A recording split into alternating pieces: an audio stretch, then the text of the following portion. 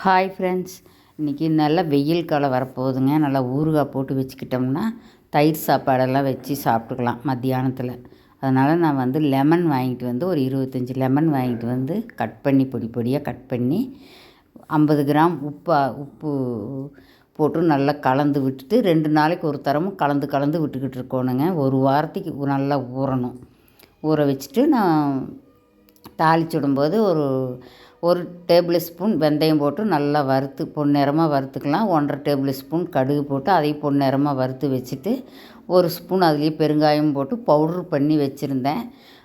ஒரு 1/4 லிட்ரு நல்லெண்ணெய் ஊற்றி நல்லா கொதிக்க விட்டு அந்த பவுட்ரு பண்ணி வச்சுருந்ததை போட்டு 50 கிராம் மிளகாத்தூளும் போட்டு நல்லா நுர வர விட்டு நான் லெமனையும் எடுத்து கொட்டி நல்லா கலந்து விட்டுட்டு அந்த பவுலில் இருக்கிற அந்த தண்ணி ஜூஸோடு இருக்கும் அதையும் நல்லா ஊற்றி ஒரு 5 நிமிஷம் நல்லா கலந்து விட்டு நல்லா கொதிக்க விட்டுட்டு அப்புறம் நல்லா ஆற விட்டு எடுத்து நம்ம ஜாரில் போட்டு வச்சுக்கலாம்.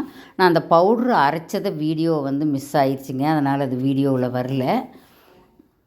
இது போட்டு வச்சுக்கிட்டோம்னா நல்லா அப்படியே கொஞ்சமாக தனியாகவும் போட்டு வச்சுக்கிட்டோம்னா கெட்டு போகாமல் இருக்கும். தேங்க்யூ.